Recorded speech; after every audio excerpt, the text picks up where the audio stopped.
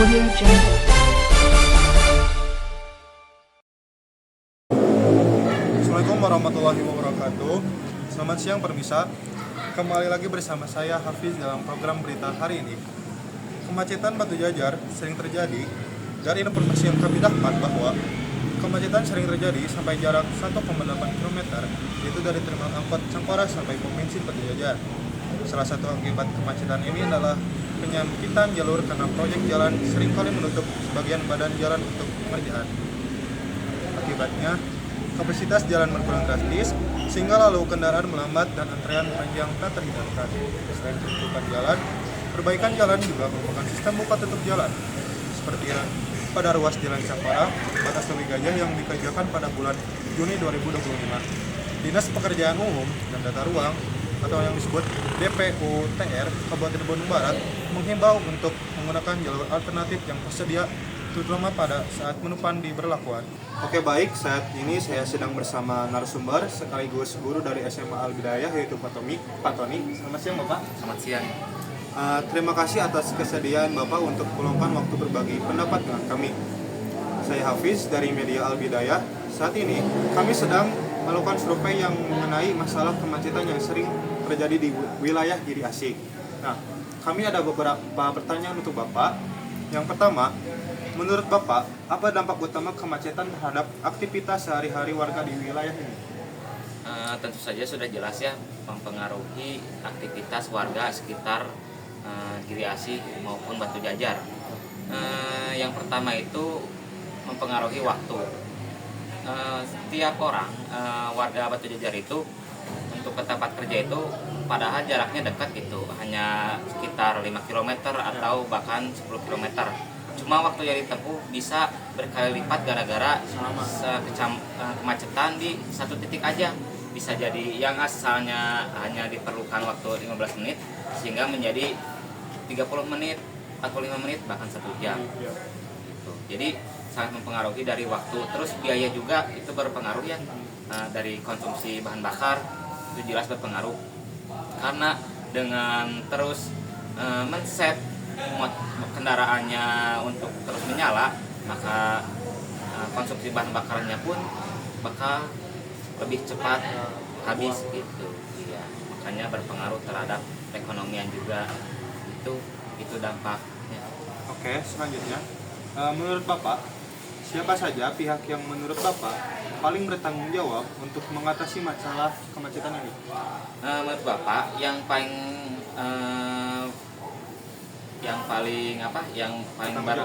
bertanggung jawab itu adalah tentu yang pertama itu adalah pemerintahnya sendiri, pemerintah daerah.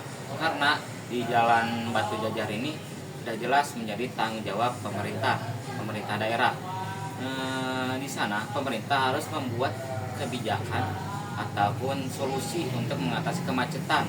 Contohnya itu dengan memperlebar jalan ataupun membatasi kendaraan untuk masuk ke wilayah tersebut. Bahkan bisa jadi membuat transportasi umum yang memadai. Contoh misalnya itu bus listrik gitu, yang jadwalnya itu sudah ada headway-nya, sudah tertera.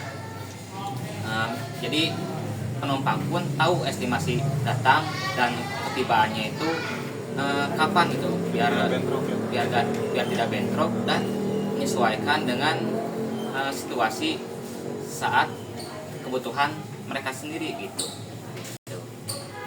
Lalu, kapan biasanya kemacetan terparah terjadi di wilayah Batu Jajar? Kalau kemacetan paling parah itu Jam sore ya?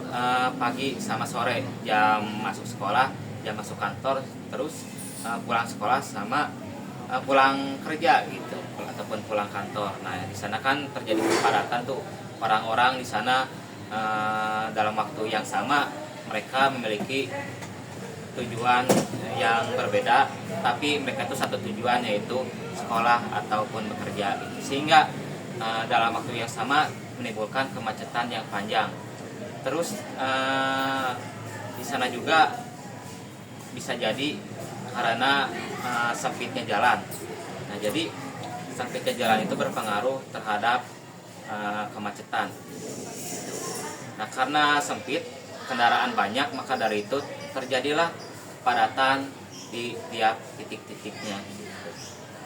Lalu menurut Bapak, di mana saja titik-titik kemacetan paling parah? Kalau menurut Bapak, yang pertama itu sudah jelas di pertigaan Giri Asih. Yang di sini ya Pak? Ya, di sana sudah jelas karena di sana itu terjadi persimpangan antara yang mau ke Padalarang, ke Cimahi, sama ke Batu Jajar ataupun dari Cililin. Karena daerah itu termasuk daerah-daerah yang jumlah penduduknya padat, sehingga terjadi perpindahan yang sangat besar. Maka dari itu terjadilah kemacetan di waktu-waktu tertentu. Belum jadi selain itu disebabkan juga oleh proyek pekerjaan jalan itu yang bisa menjadikan salah satu dampak, salah satu sumber dari kemacetan yang terjadi. Terus, mengapa menurut Bapak kemacetan di wilayah Giri Asih sampai Batu Jajar semakin parah dari tahun ke tahun?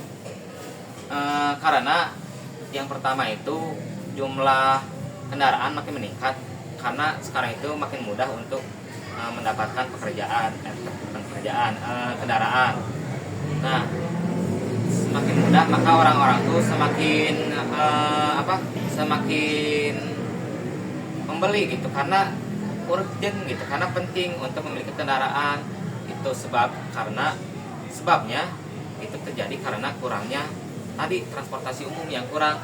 Jadi warga itu butuh bekerja, tapi mereka itu bingung mau naik apa, transportasi umum nggak ada, naik angkot takut lama, gak tentu estimasi waktunya, naik ojol lumayan mahal kalau misalnya dihitung-hitung dari ongkos. Maka dari itu solusi paling efektif dan efisiennya itu adalah membeli kendaraan, dan rata-rata orang berpikiran seperti itu sehingga menimbulkanlah kemacetan di waktu-waktu tertentu. Oke Pak, ini ada yang terakhir, yaitu bagaimana cara Bapak mengatasi kemacetan di wilayah ini? Kalau tanggapan Bapak, caranya itu dengan memperlebar jalan. Sudah pasti, karena di sana itu terlalu sempit jalannya gitu, jadi perlu ada perlebaran jalan. Terus selain itu juga kalau jangka pendeknya itu menugaskan dari Satlantas ataupun Dinas Perhubungan untuk jaga di sana untuk mengatur lalu lintas. Selain itu juga yang terpenting itu adalah membangun atau membuat transportasi umum yang memadai. Contohnya itu bus listrik. Jadi bus listrik yang murah. Jadi biar orang yang mau bekerja itu tinggal sekali tempel di tag. Terus misalnya itu harganya itu jauh dekat 3.000 atau 2.000 gitu. Jadi kan itu membantu para pekerja tuh. PP bisa hanya 6.000 gitu. Ya, gitu. Itu paling solusinya ada 3. Terima kasih banyak atas waktu dan jawaban yang telah Bapak berikan. Opini Bapak sangat berharga bagi kami. Semoga informasi ini dapat bermanfaat untuk mencari solusi terbaik dalam mengatasi masalah kemacetan di wilayah kita. Sekali lagi terima